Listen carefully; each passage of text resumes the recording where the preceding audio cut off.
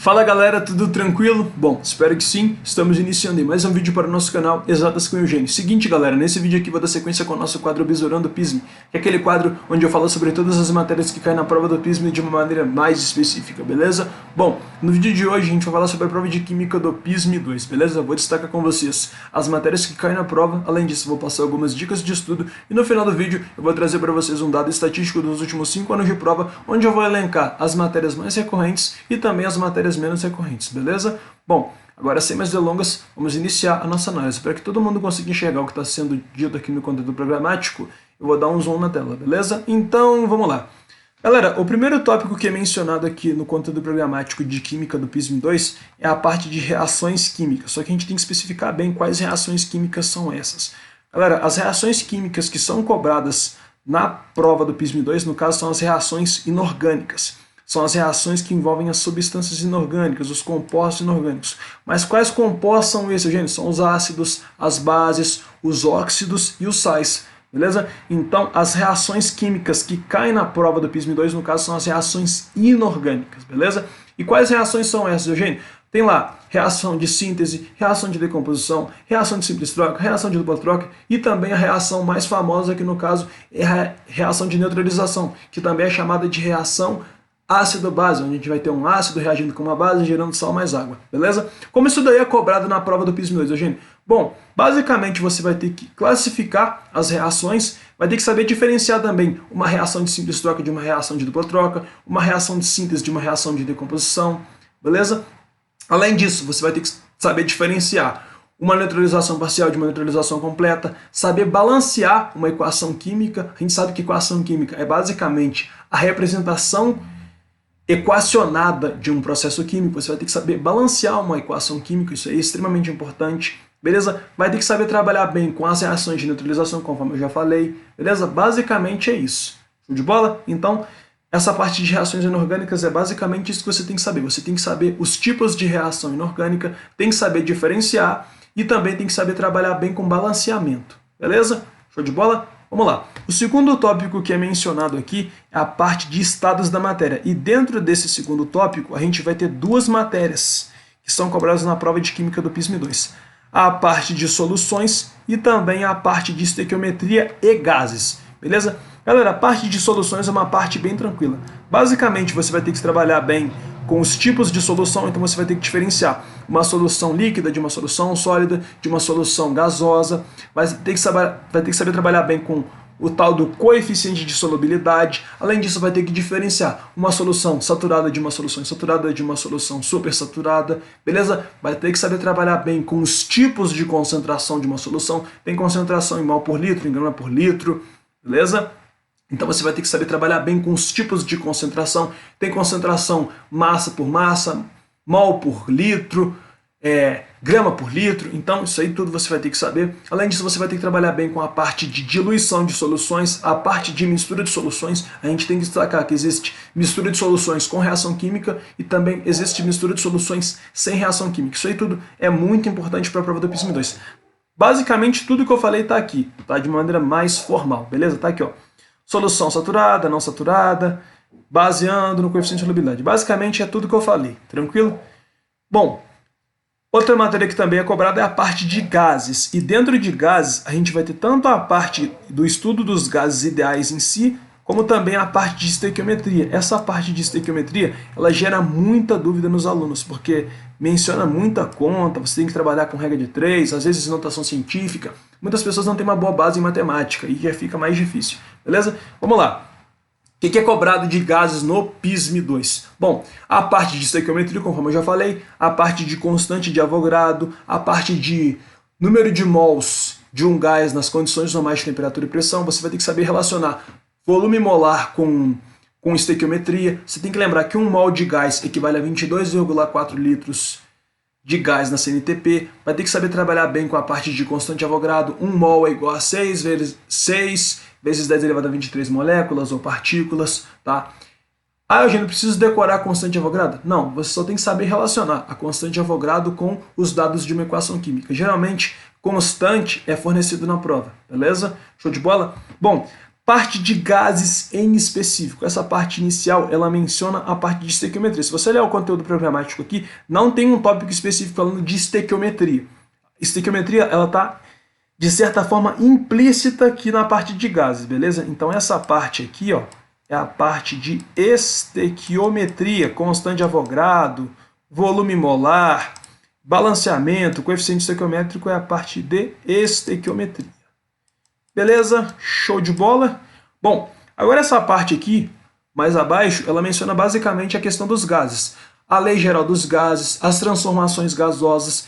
Você tem que saber trabalhar bem com uma transformação isotérmica, com uma isobárica, com uma isocórica, com uma diabática. Você tem que saber trabalhar bem com a diferença entre essas transformações. Isso daí é muito cobrado nas provas, beleza? Além disso, você vai ter que saber trabalhar bem com a questão dos gráficos. Os gráficos também são muito cobrados, beleza? Bom, basicamente é isso, essa parte aí de gases, beleza? Tem aquela equação geral dos gases, né, que é P0 vezes V0 sobre T0 igual a PF vezes VF sobre TF, beleza? Onde P é pressão, V é volume e T é temperatura, beleza? Essa aqui é a tal da lei geral dos gases. Isso aí é muito cobrado na prova de química do PISM 2, beleza? Agora vamos lá, vamos adiante. Galerinha, terceiro tópico que é cobrado aqui, a parte de termoquímica, beleza? Termoquímica. Termoquímica também é um assunto muito recorrente na prova, tá? Um assunto que pode gerar muita dúvida, principalmente a parte de lei de Hess, porque para resolver questões de lei de Hess, você vai ter que ter uma certa desenvoltura matemática, vai ter que saber trabalhar bem com multiplicação por fração, multiplicar por números negativos. Isso aí às vezes confunde muito a cabeça das pessoas, beleza? Bom, o que é cobrado de termoquímica no PISM 2, Eugênio? Bom, basicamente você vai ter que diferenciar um processo endotérmico de um processo exotérmico, vai ter que saber trabalhar bem com a questão dos gráficos. Termoquímica, galera, eu particularmente não acho tão difícil, tá? Quando é cobrado no PISM é cobrado de uma maneira bem tranquila, tá? Eles não costumam aprofundar muito, tá? Então, sabendo diferenciar os processos endotérmicos dos processos exotérmicos já está tranquilo. Além disso, vai ter que saber trabalhar bem com a questão da variação de entalpia, tá? E essa variação de entalpia, ela vai entrar nas questões de lei de Hess. Observação importante, variação de entalpia é dada basicamente pela entalpia dos produtos menos entalpia dos reagentes. Você vai ter que fazer esse tipo de cálculo para várias equações, quando você for trabalhar, por exemplo, com lei de Hess. Então você vai ter que saber essa informação aqui, vai ter que saber que a variação de entalpia é dada pela entalpia dos produtos menos entalpia dos reagentes, vai ter que saber trabalhar também com a questão da lei de Hess, que eu já falei, que é a que gera mais dúvida nos alunos. Trabalhar com lei de Hess é basicamente você trabalhar bem com balanceamento e também com equação química, mas é bem tranquilo, tá? Com a prática eu tenho certeza que vocês vão conseguir bisurar bem essa parte. Além disso, vocês também têm que saber trabalhar com a parte de energia da ligação.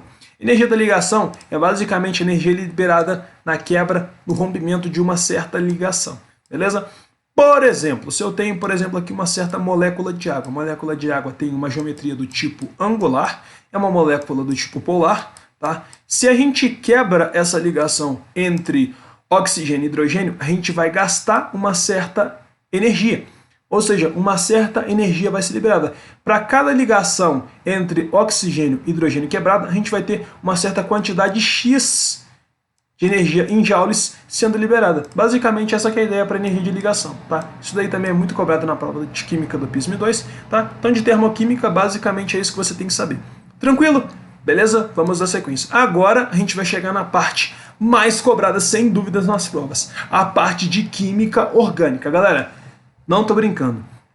Quando eu estava montando o material lá de química orgânica para os meus alunos, eu consegui notar mais de 40 questões, de 2002 até 2019. Então, química orgânica é o assunto mais recorrente disparadamente, tá? Tanto na prova objetiva quanto na prova discursiva, beleza? Mas vamos lá. Como é cobrado química orgânica no PISM 2, Eugênio? Vamos lá. Primeiramente, você vai ter que saber trabalhar com as valências do carbono, saber que o carbono é tetravalente, precisa de 4 ligações para ficar estável. Vai ter que saber classificar bem uma cadeia carbônica, se a cadeia é fechada, se ela é aberta, se ela é saturada, se ela é insaturada, se ela é normal, se ela é ramificada, se ela é mista, beleza? Vai ter que saber o conceito de anel aromático, vai ter que saber trabalhar bem com uma cadeia carbônica, vai ter que saber a nomenclatura dos compostos orgânicos. Isso daí é uma coisa que gera muita dúvida, porque são vários compostos, tem álcool, tem éter, tem éster, tem amina, tem amida, tem ácido carboxílico, tem cetona, tem aldeído, enfim, tem vários compostos, essa parte de química orgânica, beleza? Mas vamos lá. Basicamente você vai ter que saber classificar bem uma cadeia, nomear bem os compostos de carbono, né? Uma outra coisa que eu já ia me esquecendo, a questão da hibridação. Hibridação está relacionada basicamente com o número de ligantes do carbono. A gente pode ter hibridação do tipo sp, sp2 ou sp3, beleza? Show de bola? Então, bem tranquilo. sp 2 ligantes, sp2 3 ligantes, sp3 4 ligantes, beleza? O carbono ele precisa de 4 ligações para ele ficar estável. Então, isso daí vai variar no caso o número de ligantes. Ele pode fazer 4 ligações simples, 2 duplas, uma tripla e uma simples. Então, isso aí é bem tranquilo, está relacionado com a parte de hibridação. Além disso, a gente vai ter que escrever, vai ter que saber diferenciar as funções orgânicas, a gente vai ter que diferenciar um álcool de um éster, um álcool de um hidrocarboneto, beleza? Isso aí tudo a gente vai ver bem lá nas estruturas, tá? Então, ó, por exemplo, a gente vai ter que diferenciar, ó, isso aqui, por exemplo, ó, é um álcool, tá? É o que a gente chama de metanol. Isso aqui é um álcool. Agora, se eu tiver simplesmente isso aqui, ó, CH4. Ó, isso aqui, ó, devido à presença da hidroxila, é um álcool, é o metanol. Isso aqui, ó, não tem nenhum outro elemento a não ser carbono, hidrogênio e hidrocarboneto. Esse aqui é o metano. Tá vendo? A gente vai ter que saber diferenciar bem essas estruturas, beleza? Então a gente vai ter que diferenciar bem álcool de éster, éter de éster, álcool de fenol, beleza? Então isso aí basicamente é o que você vai ter que saber. Além disso, a parte de nomenclatura. Nomenclatura usual e UPAC, tá? Mas uma dica para vocês, a nomenclatura que é mais cobrada na prova é a parte de nomenclatura usual. Na verdade, nomenclatura UPAC, perdão, galera. Usual pode ser cobrada? Pode, mas a UPAC é a mais recorrente, porque a UPAC é a chamada nomenclatura oficial, beleza? Show de bola? Além disso, galera, além de saber diferenciar os compostos, além de saber dar nome, a gente vai ter que também montar as estruturas. Então a gente pode montar a estrutura, por exemplo, de álcool, de éter, de éster, dependendo da questão, você vai ter que montar várias estruturas. Aí você pode montar estrutura nessa fórmula estrutural aqui, condensada, ou você pode utilizar uma fórmula estrutural plana, ou você pode usar uma fórmula de linha. Tem uma forma mais fácil de você representar essa estrutura aqui, por exemplo. Você poderia fazer simplesmente algo assim, ó. Aí você colocaria um oxigênio aqui na ponta. Essa é a forma simples de representar esse composto. É a fórmula de bastão do metanol. Tá? Na fórmula de bastão, os oxigênios ficam ocultos. Na verdade, os hidrogênios ficam ocultos. E o carbono é considerado basicamente uma pontinha. Então aqui a gente tem um carbono, aqui a gente tem 3 hidrogênios ligados a esse carbono, aqui a gente tem um hidrogênio ligado a esse oxigênio. Beleza? Então a gente pode representar os compostos orgânicos de forma condensada, de fórmula estrutural plana, ou até mesmo para dar sua fórmula de bastão, beleza? É importante você saber trabalhar bem com as 3 formas, porque no PISM pode ser cobrado qualquer uma das 3 formas, beleza? Show de bola? Beleza? Então, tranquilo. Então, galera, basicamente é isso que você tem que saber da parte de química orgânica. Tem que saber trabalhar bem com os conceitos mais básicos, tem que saber dar nome, tem que saber diferenciar a função. Mas olha só, isso daí, galera, com muito exercício eu tenho certeza que vocês vão pegar o bizu. Tranquilo? Não precisa ficar com medo da prova de química, não, tá? É só praticar bastante que vai dar certo. Beleza? Parte de poluição. Galera, parte de poluição, na maioria das vezes, ela vai se juntar a parte de reações inorgânicas. Mas por que isso, gente? Porque olha só, algumas reações inorgânicas, elas estão relacionadas com a questão da poluição. Por exemplo, se a gente pega o H2O, na verdade, o NO2, e bota para reagir com a água, a gente vai ter o seguinte, ó, a gente vai ter a formação do H2NO3. A gente vai estar formando um ácido. Isso daqui, galera, vai estar relacionado com a questão da chuva ácida. Quando você coloca um óxido ácido para reagir com água, a gente vai ter a formação de ácido no estado líquido. Assim acontece a toda chuva ácida. Também tem a questão da inversão térmica, a questão da da intensificação do efeito estufa. Isso aí tudo está relacionado com as reações inorgânicas. Por isso que eu falei que essa parte de poluição, na maioria das vezes, é cobrada juntamente com a parte de reações inorgânicas, beleza? Então, parte de poluição basicamente vai estudar a poluição devido às reações químicas, aos processos químicos, beleza? Tranquilo? Então, ó, foi até destacado aqui, ó, poluentes atmosféricos, ó, NO2, CO2, CO2, CO, todos esses compostos aqui, quando eles reagem com água, eles vão formar ácidos. Então a gente vai ter ácido no estado líquido, isso daí vai causar a chamada chuva ácida. Beleza? Foi até destacado aqui, ó, chuva ácida. Ó, chuva ácida.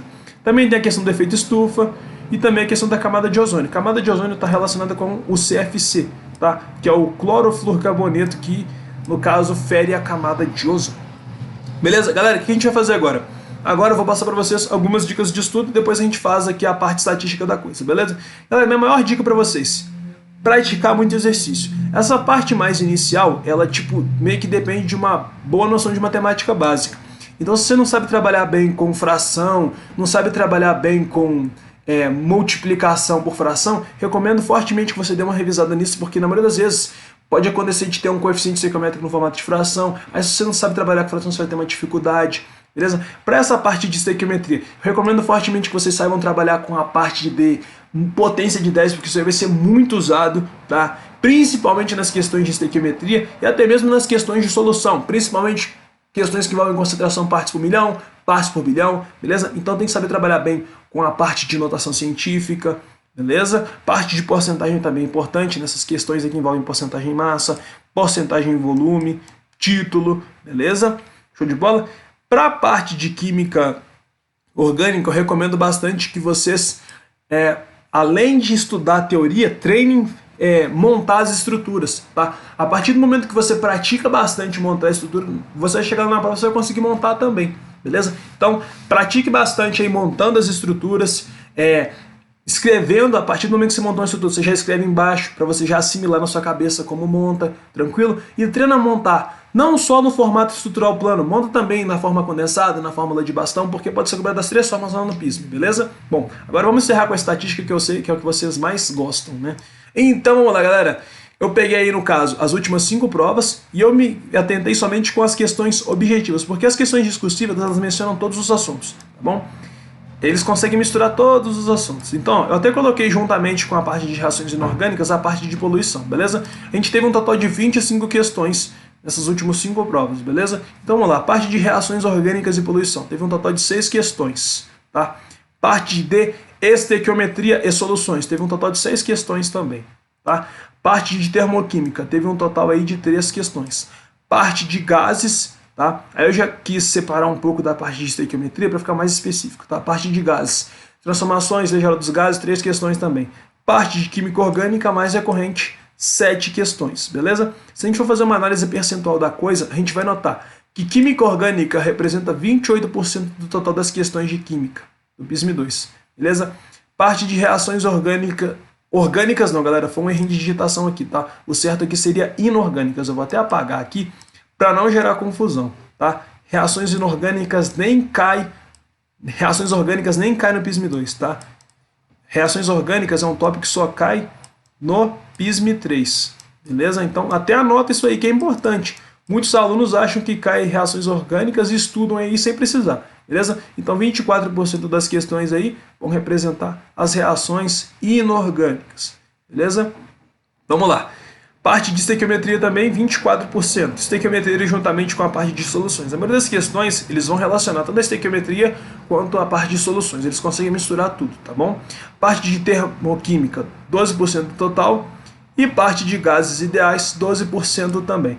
Galerinha, dessa forma a gente vai encerrando aí mais um vídeo. Eu espero do fundo do meu coração que vocês tenham gostado e, sobretudo, entendido. Se você quiser sugerir um tema, deixar um comentário ou tirar alguma dúvida, você pode deixar aqui no comentário, pode mandar lá no direct da página também, que na medida do possível eu vou procurar responder todos vocês. É isso, valeu, fiquem com Deus, não se esqueçam, fé na missão, foco na aprovação, tamo juntão.